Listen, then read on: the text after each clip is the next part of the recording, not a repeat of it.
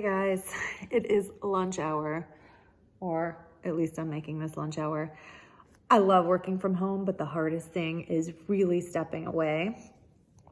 You get so caught up and wrapped up and everything going on. So today I needed a break, and I'm gonna take, a good 30 minutes in the middle of the day for lunch and to check out and to talk to you as well. But I wanted to follow up on the water filter. So what I've done, first and foremost, I did a water test and sent it in, and I got a report that talked about, everything in our water, what maybe is good, what's bad, what should we be concerned with.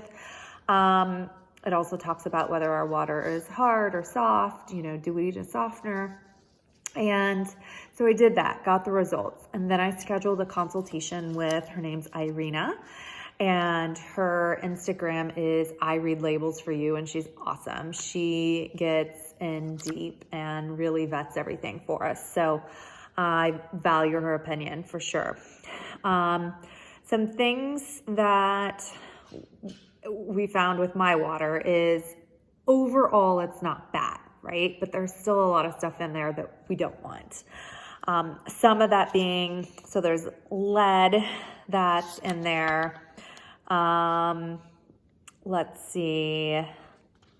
There's obviously fluoride. There's chloride, sulfate, chloroform, some other big words that I can't even describe.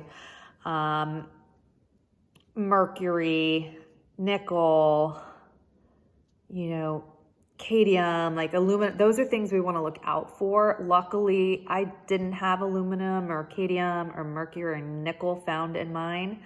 So the big things really on my end to be aware of is, the lead, the fluoride, things along those lines. So it wasn't awful, but I still want to make sure that I am drinking pure, clean water. What I did find out as well is that you need a separate under the sink filter versus the whole house. I thought I could get a whole house and be done, and that would also filter my sink water, but whole house doesn't filter to the level that an under sink does. So the water that you're really drinking needs to be on a different level. So what I've done, I consulted with Irina. We went through everything. We figured out what would be the best.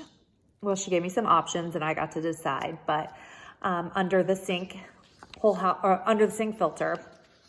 So I called the company as well, and I spoke to the guy. I got to speak directly to him.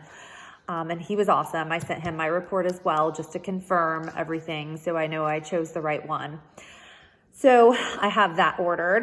The only problem is that, you have that separate spout. So here's your normal faucet for your kitchen sink, and then you have the separate spout, which is where all that filtered water is going to come out of. Well, our sink doesn't have that separate little hole. So I'm like, shit, we got to hire somebody to drill into, our countertop and make that little hole.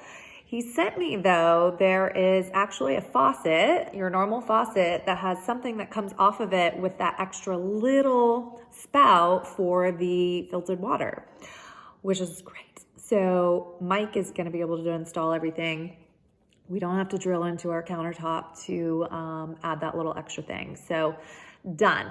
Whole house filter, I haven't done yet. The company that I did the under sink is working on a whole house, and hopefully we'll have something within the next 3 to 4 months.